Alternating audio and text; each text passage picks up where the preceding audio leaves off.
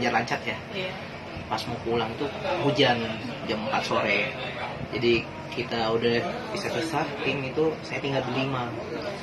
Udah ada 3 dari Polres Jakarta Barat, 2 dari anggota Polres Mandailing Natal yang memang mandu jalan kita. Ya memang karena kondisi fisik memang udah lelah juga kan, karena 6 jam dia satu-satu sebenarnya udah tumbang nih grup kita ya kan, karena ada yang udah memang kram nggak bisa jalan dan segala macam. Saya juga dengan konsentrasi turun hujan, jadi pas dari sungai itu habis 12 sungai kan kita ada ketemu tebing lagi, cuma 2 tapak itu jalannya kita harus ngerangkak dari tanah itu. Jadi saya itu mau napak jalan itu nggak ngeliat lagi, nggak konsen kaki itu, saya ngeliat itu ada tanah itu, saya kira itu batu kuat itu.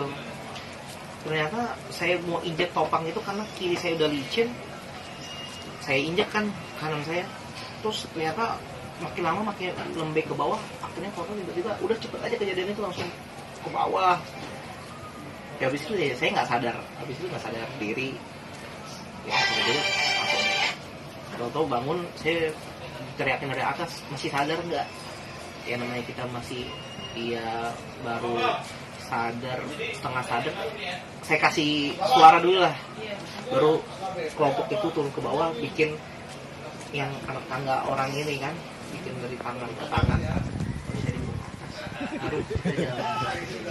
Nah, sampai kita di pos terakhir itu baru saya ngerasain tangan saya udah nggak bisa gerak, terus kan kaki udah lubang-lubang juga karena kan tebing batu, jadi nggak tahu saya kan udah keguling-guling dan segala macam, terus tangan lubang udah semua. Ya sudah, proses dari situ ya karena nggak memungkinkan, akhirnya tadinya saya pulang kan mau jalur darat, terus saya langsung diterbangin. Karena memang kan sebelum berangkat itu saya udah jatuh juga ke sungai gitu. Jadi udah dua kali kejadian. Pertama jatuh ke sungai karena waktu itu saya mau nyebrangin sungai itu ada batang pohon, saya pegang pohon, jatuh saya berikut ini, tapi masih bisa lah saya bangun ya kan. Arusnya juga ya lumayan kencang lah ya kan, tapi masih bisa ngedain diri. Mungkin karena ya itulah, setelah dari kejadian itu udah nggak optimal lagi badan, udah capek juga kan, karena emang perjalanan ya berapa kilo sih? Kalau lumayan jauh lah pokoknya. Kita itu jalan 3 jam itu sebenarnya treknya yang membuat kita capek sih.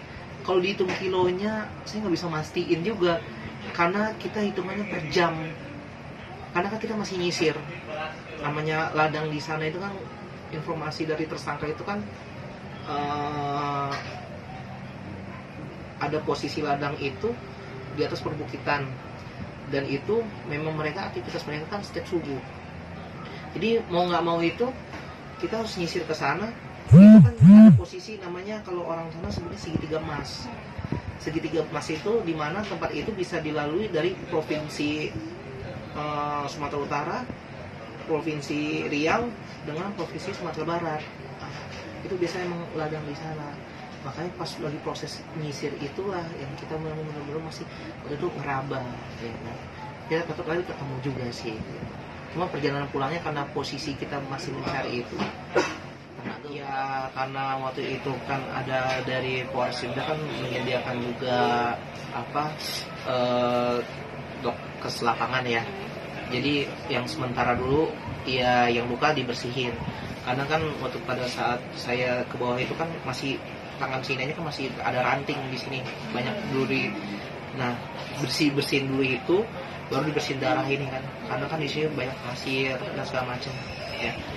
Jadi ya kondisi ini udah lebih bersih daripada waktu ketemu pas awal. Waktu ketemu awal masih banyak darah lah gitu.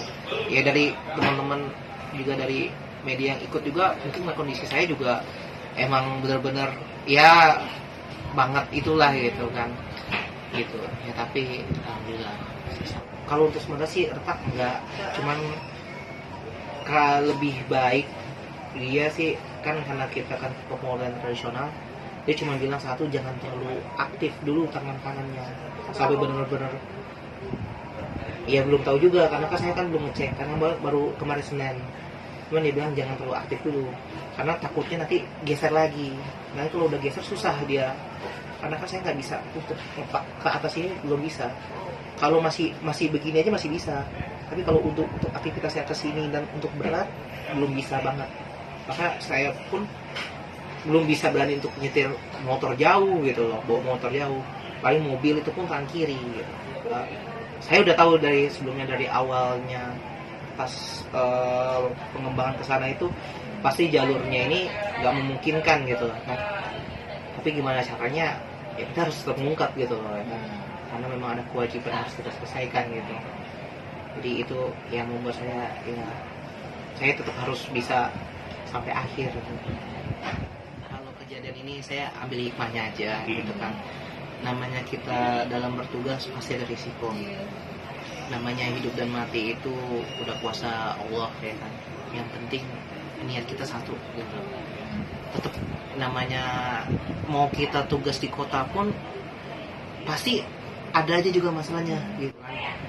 Nanti urusan bagaimananya biar nanti jadi ladang pahala aja. Kalau masalah semangat mundur sih enggak.